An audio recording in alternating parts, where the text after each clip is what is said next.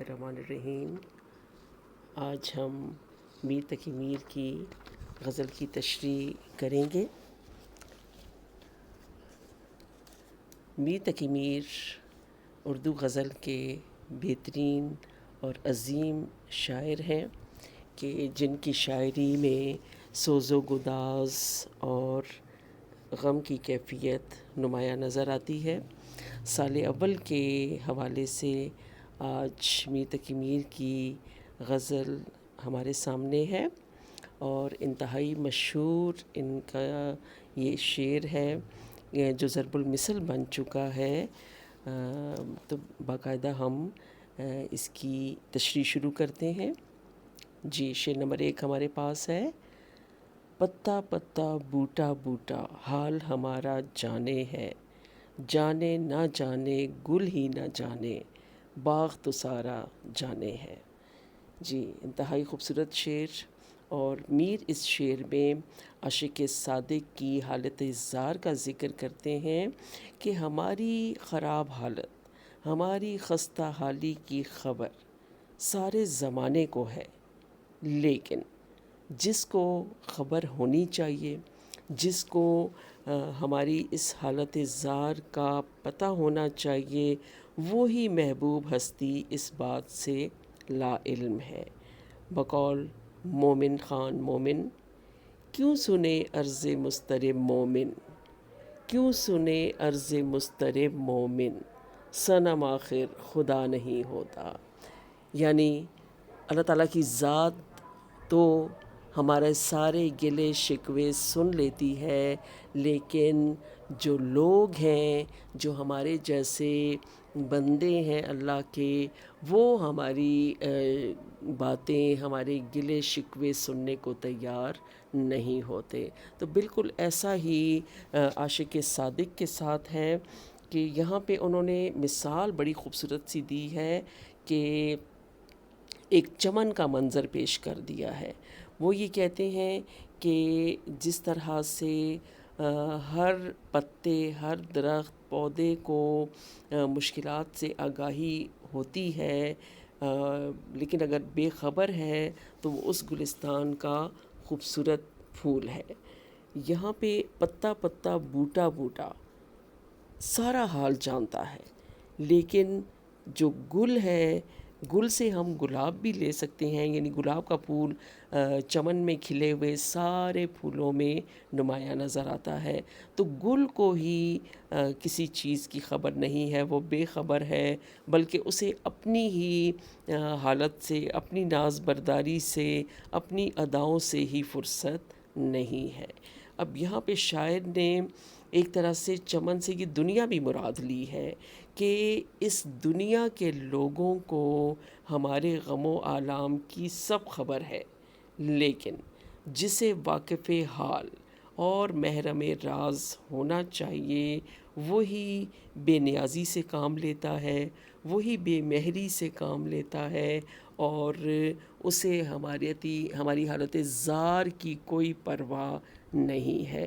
تو اس طرح سے ہم کہہ سکتے ہیں کہ اس شعر کے ذریعے میر تقی میر نے اپنی محبوب ہستی سے اس کی بے پرواہی کا گلہ شکوہ کیا ہے۔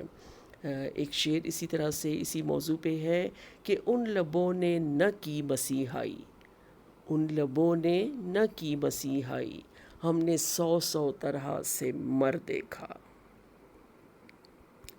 جی، دوسرے شعر کی طرف چلتے ہیں۔ میر تقی میر کی اس غزل کا شعر نمبر 2 ہمارے پاس ہے کہ آگے اس متکبر کے ہم خدا خدا کیا کرتے ہیں، کب موجود خدا کو وہ مغرور خدا را جانے ہے۔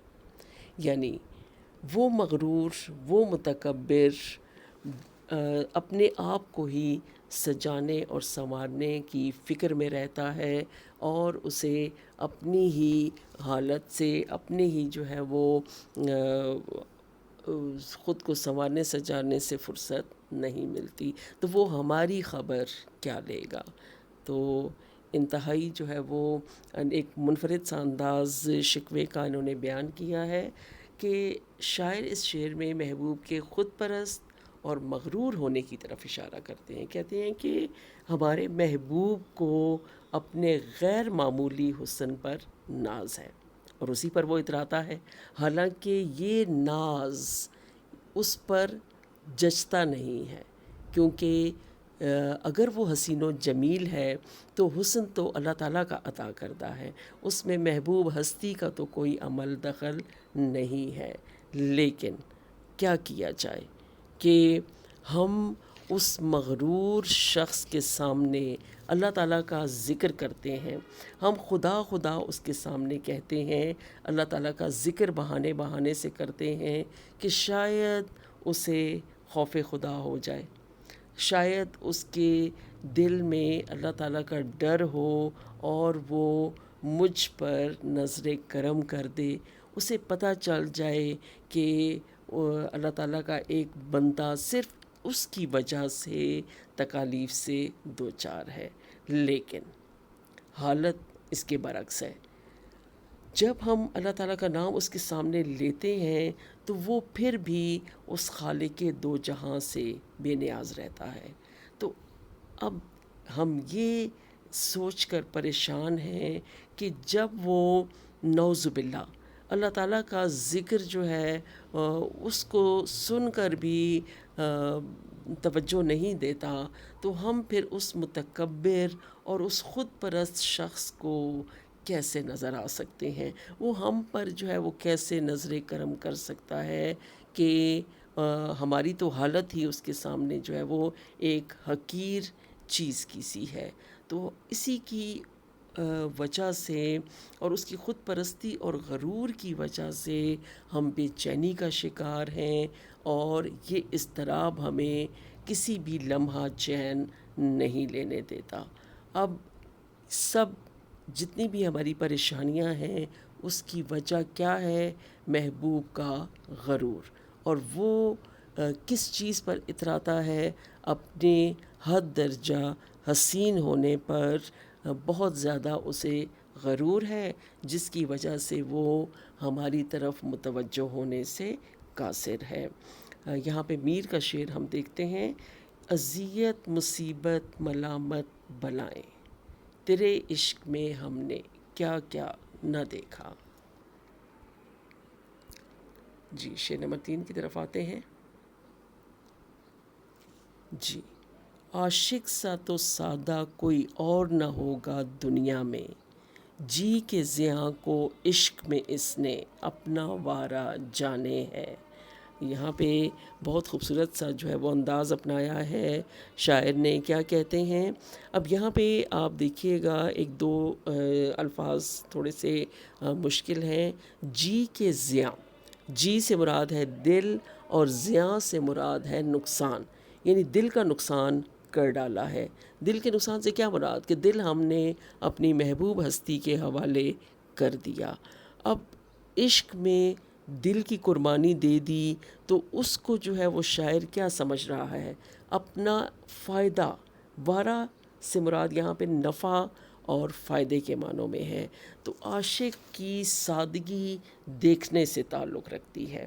اب یہاں میر جو ہے وہ اپنے بارے میں، اپنی حالت زار کے بارے میں یہ کہتے ہیں کہ میں جو عاشق صادق ہوں تو مجھ جیسا معصوم اور بھولا بھالا کوئی اور نہیں ہوگا، کہ جو اپنے دل کو گنوانے کے بعد بھی یہ سمجھ رہا ہے کہ میں ہر لحاظ سے کامیاب ہوں، میں ہر لحاظ سے فتح یاب ٹھہرا ہوں. حالانکہ اس سادگی کے کیا کہنے. وہ کہتے ہیں کہ اس سادگی پہ کون نہ مر جائے اے خدا.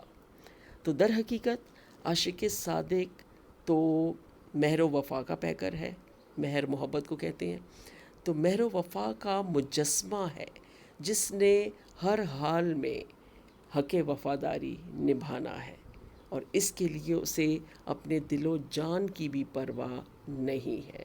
اسے معلوم ہے کہ یہ عشق کی بازی ہے، اور جذبہ عشق میں جب اس نے قدم رکھ دیا ہے، اس شاہراہ پر جب وہ چلنے کا ارادہ کر چکا ہے، تو پھر اس میں ہار جیت تو کوئی معنی رکھتی ہی نہیں ہے.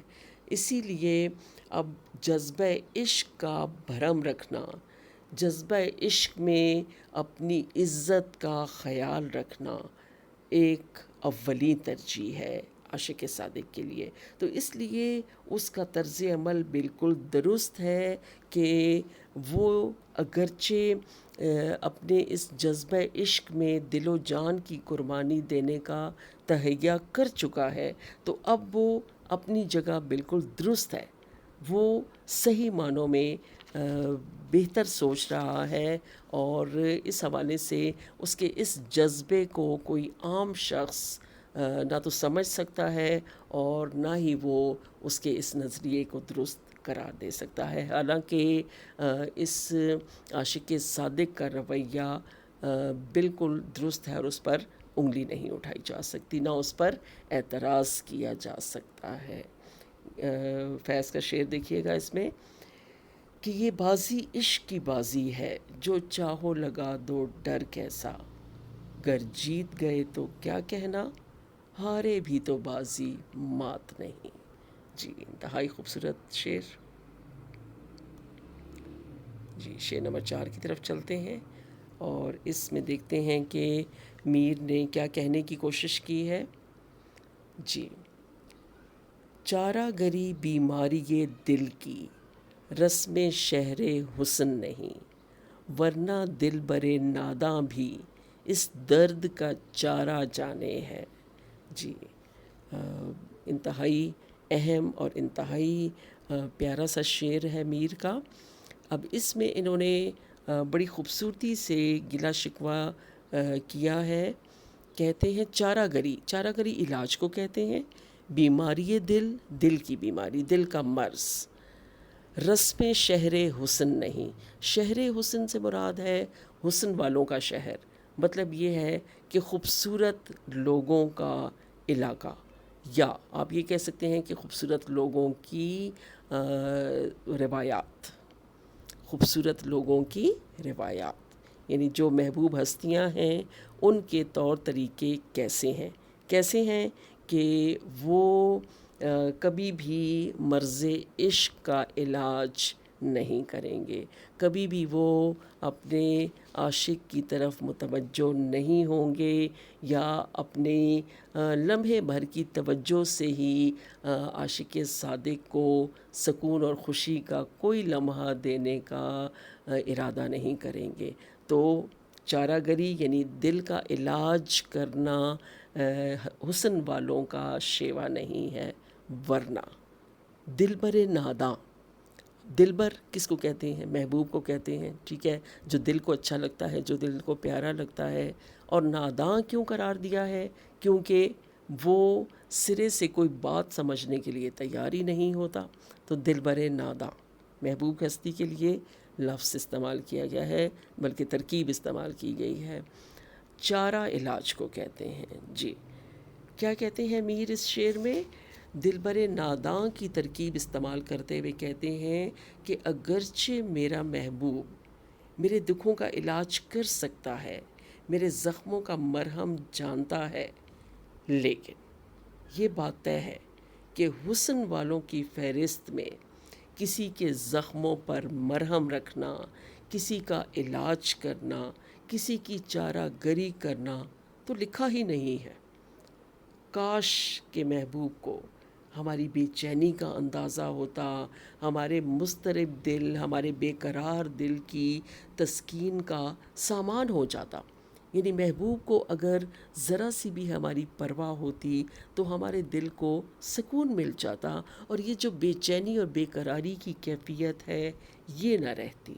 لیکن حسین لوگوں کا کیا کہیے کہ وہ تو ہمیشہ سے ظالم، سنگ دل اور ستمگر واقع ہوئے ہیں.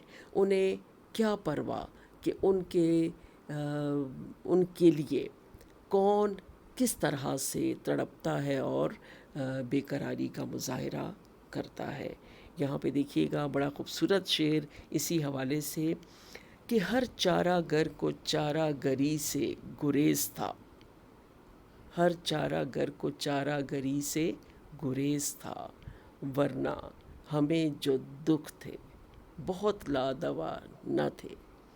مطلب ہمارے دکھوں کا بھی علاج ہو سکتا تھا، لیکن کاش کہ کوئی چارہ گر، کوئی مسیحا ہمارے دکھوں کا علاج کرنے کی صلاحیت رکھتا یا اس طرف متوجہ ہوتا۔ جی، شعر نمبر 5 ہمارے پاس ہے۔ کیا کہتے ہیں شاعر اس میں کہ مہر و وفا و لطف و عنایت ایک سے واقف ان میں نہیں، اور تو سب کچھ طنز و کنایا رمز و اشارہ جانے ہے۔ جی، کچھ پچھلے شعر کا ہی تسلسل ہمیں اس شعر میں بھی دکھائی دیتا ہے۔ کیا کہتے ہیں میر اس میں کہ محبوب کی طرز تغافل کا ہی ذکر کیا ہے اس میں، اور کہتے ہیں کہ ہمارا محبوب جفا کا شاہکار نظر آتا ہے، یعنی اگر اس کو دیکھا جائے تو انتہا درجے کا وہ جفاکار دکھائی دیتا ہے، انتہا درجے کی بے وفائی اس میں ہمیں دکھائی دیتی ہے۔ اور دوسری طرف دیکھا جائے تو محبت، وفا، مہربانی، عنایت، خلوص جیسے کسی جذبے سے وہ واقف دکھائی نہیں دیتا، کیونکہ انتہا درجے کی انا اس میں ہے، انتہا درجے کی سنگ دلی اس میں ہمیں دکھائی دیتی ہے، اور وہ ہر طرح کے ناز و انداز اور ہر طرح کے بے پرواہی و بے مہری کے تلوار و نیزوں سے بھرپور واقف دکھائی دیتا ہے، یعنی ہر طرح سے طنز کا بھی مظاہرہ کرتا ہے، اور ڈھکے چھپے انداز میں وہ ہم پر تیر بھی چلاتا ہے، اپنی ادائیں بھی دکھاتا ہے، جس کی وجہ سے ہم بہت زیادہ تڑپتے ہیں، تکلیف سے دوچار رہتے ہیں، لیکن ہمارے محبوب کو ہم پہ ترس نہیں آتا، وہ ہماری چارہ گری یا مسیحائی کرنے کا کوئی ارادہ نہیں رکھتا۔ تو شاعر کو ہر طرح سے محبوب کی بے پرواہی کا سامنا ہے، ہر وقت وہ بے چینی کا شکار رہتا ہے، اسی لیے تو ایک منفرد سے انداز میں گلہ کرنے پر مجبور ہوا ہے، اور بقول غالب کیا کہتے ہیں کہ ایک طرز تغافل ہے سو وہ ان کو مبارک، ایک عرض تمنا ہے سو ہم کرتے رہیں گے۔ جی، ہم تو ان کے سامنے گڑ گڑاتے رہیں گے، اپنا قصہ غم سناتے رہیں گے، لیکن کاش کہ محبوب ہستی بھی اس طرف توجہ دے دے اور ہماری داستان غم سنے، تو شاید ہمیں بھی کچھ تسکین مل جائے۔ جی، شعر نمبر 6 کی طرف آتے ہیں ہم۔ جی، میر اس میں کیا کہتے ہیں کہ کیا کیا فتنے سر پر اس کے لاتا ہے معشوق اپنا، جس بے دل بے تاب و طمع کو عشق کا مارا جانے ہے۔ جی، میر کے بھی کیا کہنے ہیں کہ کس طرح سے انہوں نے خوبصورت سی تراکیب استعمال کی ہیں، اور کس طرح سے انہوں نے اپنے محبوب کی سنگ دلی کا رونا رویا ہے، اور کیا خوبصورت انداز میں انہوں نے شکوے اور گلے کا انداز اپنایا ہے۔ تو اس شعر میں بھی میر اپنی محبوب ہستی کی جفاکاری کا گلہ کرتے نظر آتے ہیں۔ کیا کہتے ہیں کہ میں جو جذبہ عشق کا حامل شخص ہوں، جذبہ عشق کا میں راہی ہوں، جذبہ عشق کا یا راہ عشق کا مسافر ہوں، تو مجھے محبوب نے اپنے ظلم و ستم کے ذریعے لاچار اور ناتواں کر دیا ہے۔ مطلب یہ ہے کہ کیسے کیسے فتنے، کیسے کیسے مسائل اس نے میرے لیے کھڑے کر دیے ہیں، اگرچہ اسے معلوم ہے کہ یہ تو عشق و وفا کا حامل شخص ہے، فرما بردار ہے، کسی بھی طریقے سے میرا درد چھوڑ نہیں سکتا، کیونکہ ہم تو وہ کہتے ہیں نا کہ ہم تو محبت میں بھی توحید کے قائل ہیں۔ تو اب جب کہ ہم نے تیرے در سے اٹھنا ہی نہیں ہے، تو اس پر نظر کرم کرنے کے برعکس وہ کیا کرتا ہے؟ وہ ظلم و ستم سے باز نہیں آ رہا، اور بے مثل چاہت کے صلے میں ایسے ایسے ہنگامے اور ایسے ایسے فتنے محبوب نے برپا کیے ہیں کہ میرے دل و جان تکلیف سے دوچار ہے۔ کیا کیا جائے کہ آخر محبوب راہ راست پر آ جائے، اور وہ کم از کم اس اپنے سچے عاشق کی کچھ تو خبر لے لے۔ بقول غالب، ہم نے مانا کہ تغافل نہ کرو گے، لیکن خاک ہو جائیں گے ہم تم کو خبر ہونے تک۔ اگرچہ عاشق صادق اچھی امید رکھتا ہے، اچھا گمان رکھتا ہے، اگرچہ وہ اپنی محبوب ہستی کا طرز عمل دیکھ رہا ہے، لیکن اس کے باوجود پھر بھی اسے توقع ہے کہ شاید وہ کبھی آئے اور اس کی طرف نظر کرم کر لے۔ تو اس طرح سے گلہ بھی کر رہا ہے، شکوہ بھی کر رہا ہے، لیکن اس کے ساتھ ساتھ جو ہے وہ اسے یہ گلہ کرنے کا بھی حق حاصل ہے، کیونکہ وہ سچا عاشق ہے۔ جی، چلتے ہیں شعر نمبر 7 کی طرف۔ جی، شعر نمبر 7 میں غزل کا مقطع ہے، اور اس میں شاعر نے جو ہے وہ کیا قرار دیا ہے؟ کہتے ہیں کہ جی، تشنہ خون ہے اپنا کتنا، میر بھی ناداں تلخی کش، دمدار آب تیغ کو اس کے آب گوارا جانے ہے۔ جی، تھوڑی سی مشکل تراکیب استعمال کی ہیں، لیکن ہم اس کو آسان کرتے ہیں اپنی اس تشریح کے ذریعے سے۔ تشنہ خون، خون کا پیاسا۔ جی، تشنہ خون ہے، خون کا پیاسا ہے، یعنی اپنے ہی خون کا پیاسا ہو چکا ہے۔ کون؟ میر ناداں، تلخی کش۔ تلخی کش سے کیا مراد ہے؟ کہ تلخیوں کو پینے والا، یعنی ایک طرح سے زندگی میں اس نے تلخیاں ہی تلخیاں دیکھی ہیں، ہمیشہ پریشانیاں اور مشکلات ہی دیکھی ہیں، تو ان تلخیوں کو برداشت کرنے کی وجہ سے میر اب اتنا سخت جاں ہو چکا ہے کہ وہ اپنے ہی خون کا پیاسا ہے، اور اس طرح سے وہ جیسے کہتے ہیں کہ مشکلیں اتنی پڑی مجھ پہ کہ آساں ہو گئیں، وہ والی کیفیت اب میر کو لاحق ہے، یعنی وہ ایک طرح سے اپنا ہی خون جو ہے اس کا پیاسا ہو چکا ہے، یعنی خود کو اسے تکلیف دینے میں لطف ملتا ہے۔ جی، تو تشریح کی طرف چلتے ہیں۔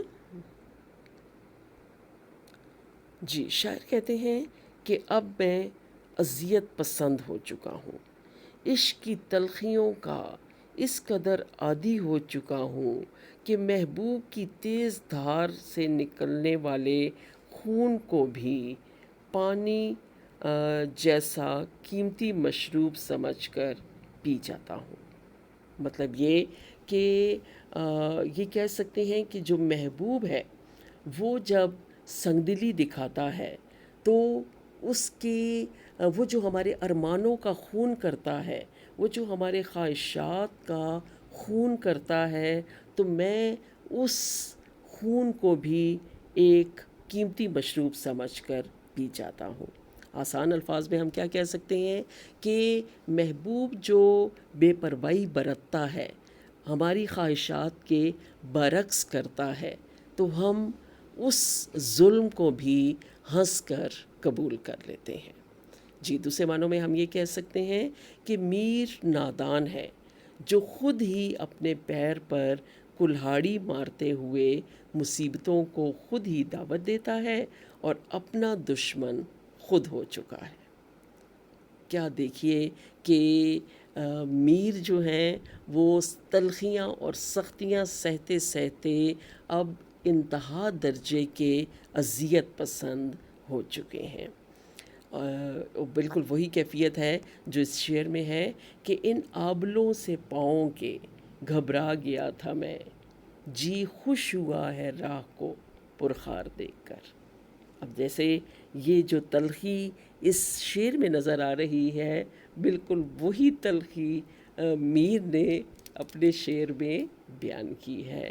جی تو دوسرے مصرعے کی طرف دیکھیے گا کہ محبوب کی جو تیز دھار تلوار ہے، اس کی چمک سے میر خوفزدہ نہیں، دمدار آب تیغ۔ جی دمدار کا مطلب ہوتا ہے چمکدار، اور آب تیغ تلوار کی آب، تلوار کی چمک، تلوار کی تیزی۔ جی تو محبوب کی تیز دھار تلوار کی چمک سے میر خوفزدہ نہیں ہے، بلکہ اس کی چمک سے شاعر کو مزید حوصلہ ملتا ہے۔ کیا ہم کہہ سکتے ہیں کہ جو محبوب ہستی ہے وہ جتنے مظالم ڈھاتی ہے، جتنے وہ ظلم کرتی ہے، جتنے وہ ناز و ادا کے تیر چلاتی ہے، جتنا وہ محبوب عاشق صادق کو مشکلات سے دوچار کرتا ہے، تو اس کے نتیجے میں جو عاشق صادق ہے وہ خوفزدہ نہیں ہوتا، بلکہ وہ اس کی جو ہمت اور حوصلہ ہے وہ مزید بڑھتا چلا جاتا ہے۔ تو ہم کیا کہہ سکتے ہیں کہ جیسے وہی کیفیت ہے کہ تو تیر آزما ہم جگر آزمائیں، تو یعنی میر کا یہی جو ہے وہ طرز عمل ہے کہ محبوب جتنے جو ہے وہ تیر برسائے گا، جتنے ظلم ڈھائے گا، اس کے مقابلے میں جو میر ہیں ان کی جو مضبوطی ہے، دل کی مضبوطی ہے، وہ بڑھتی چلی جائے گی، اور انہیں ظلم سہنے کے لیے جو ہے وہ ان کی صبر و برداشت میں مزید اضافہ ہوتا چلا جائے گا۔ اور بقول غالب کہ رنج سے خوگر ہوا انسان تو مٹ جاتا ہے رنج، مشکلیں اتنی پڑی مجھ پہ کہ آساں ہو گئیں۔ جی انتہائی خوبصورت شعر انہوں نے میر تقی میر نے بیان کیا۔ اب اسی کے ساتھ ہی ہم اپنی غزل کا اختتام کرتے ہیں۔ بہت شکریہ۔